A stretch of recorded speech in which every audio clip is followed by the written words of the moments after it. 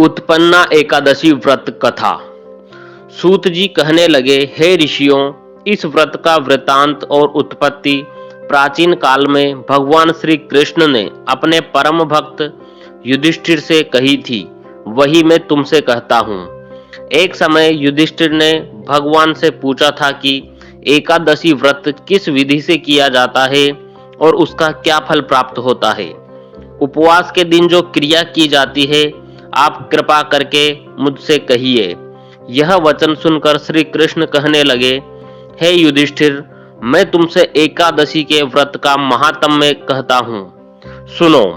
सर्वप्रथम हेमंत ऋतु में मार्गशीर्ष कृष्ण एकादशी से इस व्रत को प्रारंभ किया जाता है। दशमी को सायकाल भोजन के बाद अच्छी तरह दातुन करें तथा अन्न का अंश मुंह में रह न जाए। रात्रि को भोजन कदापि न करें, न अधिक बोलें। एकादशी के दिन प्रातः 4 बजे उठकर सबसे पहले व्रत का संकल्प करें। इसके पश्चात शौच आदि से निवृत्त होकर शुद्ध जल से स्नान करें।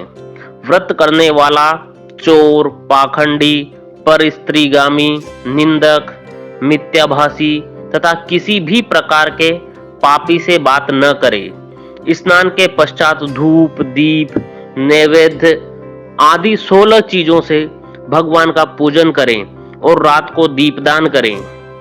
रात्रि में सोना या प्रसंग नहीं करना चाहिए।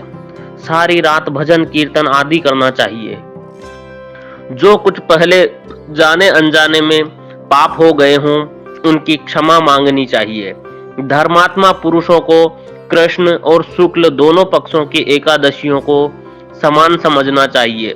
जो मनुष्य ऊपर लिखी विधि के अनुसार एकादशी का व्रत करते हैं, उन्हें शंकोद्धार तीर्थ में स्नान करके भगवान के दर्शन करने से जो फल प्राप्त होता है, वह एकादशी व्रत के 16वें भाग के भी समान नहीं है। वेतिपात के दिन दान देने का लाख गुना फल होता है। संक्रांति के 4 लाख गुना तथा सूर्य चंद्र ग्रहण में स्नान दान से जो पुण्य प्राप्त होता है, वही पुण्य एकादशी के दिन व्रत करने से मिलता है। अश्वमेध यज्ञ करने से 100 गुना तथा 1 लाख तपस्वियों को 60 वर्ष तक भोजन कराने से 10 गुना, 10 ब्राह्मणों अथवा 100 ब्रह्मचारियों को भोजन कराने से 1000 गुना पुण्य भूमिदान करने से होता है। उससे 1000 गुना पुण्य कन्यादान से प्राप्त होता है। इससे भी 10 गुना पुण्य विद्या दान करने से होता है। विद्या दान से 10 गुना पुण्य भूखे को भोजन कराने से होता है। अन्नदान के समान इस संसार में कोई ऐसा कार्य नहीं जिससे देवता और पितर दोनों तृप्त होते हों, परंतु एकादशी के व्रत का पुण्य सबसे अधिक होता है। 1000 यज्ञों से भी अधिक इसका फल होता है। इस व्रत का प्रभाव देवताओं को भी दुर्लभ है। रात्रि को भोजन करने वाले को उपवास का आधा फल मिलता है और दिन में एक बार भोजन करने वाले को भी आधा ही फल प्राप्त होता है। जबकि निर्जल व्रत रखने वाले का महात्म्य तो देवता भी वर्णन नहीं कर सकते। युधिष्ठिर कहने लगे कि हे भगवान, आपने हजारों यज्ञ और लाखों गोदान को भी एकादशी व्रत के बराबर नहीं बताया, सो यह तिथि सब तिथियों से उत्तम कैसे हुई, बताइए। भगवान कहने लगे, हे युधिष्ठिर, सतयुग में मुर नाम का दैत्य उत्पन्न हुआ। वह बड़ा बलवान और भयानक था। उस प्रचंड दैत्य ने इंद्र, आदित्य, वसु, वायु, अग्नि आदि सभी देवताओं पराजित करके भगा दिया। तब इंद्र सहित सभी देवताओं ने भयभीत होकर भगवान शिव से सारा वृतांत कहा और बोले, हे कैलाशपति, मुर दैत्य से भयभीत होकर सब देवता मृत्यु लोक में फिर रहे हैं। तब भगवान शिव ने कहा, हे देवताओं, तीनों लोकों के स्वामी, भक्तों के दुखों का नाश करने वाले भगवान विष्णु की शरण में जाओ। वे ही तुम्हारे दुखों को दूर कर सकते हैं। शिव जी के ऐसे वचन सुनकर सभी देवता क्षीर सागर में पहुंचे। वहां भगवान को शयन करते देख हाथ जोड़कर उनकी स्तुति करने लगे। हे देवताओं द्वारा स्तुति करने योग्य प्रभु, आपको बारंबार नमस्कार है। देवताओं की रक्षा करने वाले मधुसूदन, आपको नमस्कार है। आप हमारी रक्षा करें। दैत्यों से भयभीत होकर हम सब आपकी शरण में आए हैं।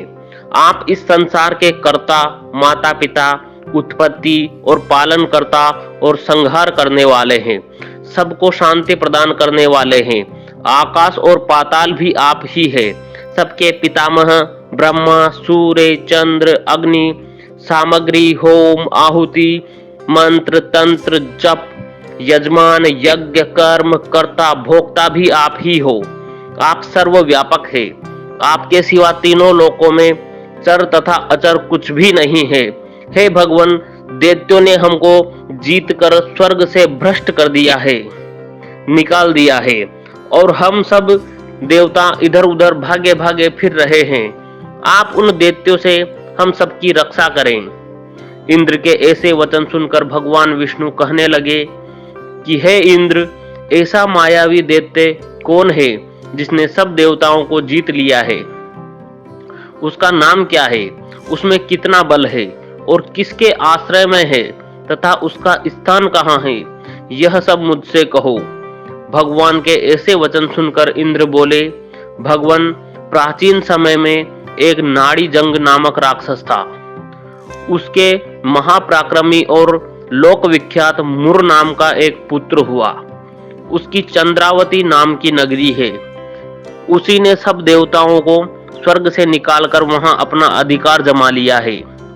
उसने इंद्र, अग्नि, वरुण, यम, वायु, ईश, चंद्रमा, नैऋत्य आदि सबके स्थान पर अधिकार कर लिया है। सूर्य बनकर स्वयं ही प्रकाश करता है, स्वयं ही मेघ बन बैठा है और सबसे अजय है। हे असुर निकंदन, उस दुष्ट को मारकर देवताओं को अजय बनाइए। यह वचन सुनकर भगवान ने कहा, हे देवताओं, मैं शीघ्र ही उसका संहार करूंगा। तुम चंद्रावती नगरी जाओ। इस प्रकार कहकर भगवान सहित सभी देवताओं ने चंद्रावती नगरी की ओर प्रस्थान किया। उस समय दैत्य मुर सेना सहित युद्ध भूमि में गरज रहा था। उसकी भयानक गर्जना सुनकर सभी देवता भय के मारे चारों दिशाओं में भागने लगे। जब स्वयं भगवान रणभूमि में आए तो दैत्य उन पर भी अस्त्र शस्त्र आयुध लेकर दौड़े। भगवान ने उन्हें सर्प के समान अपने बाणों से बींध डाला। बहुत से दैत्य मारे गए, केवल मुर बचा रहा। वह अविचल भाव से भगवान के साथ युद्ध करता रहा।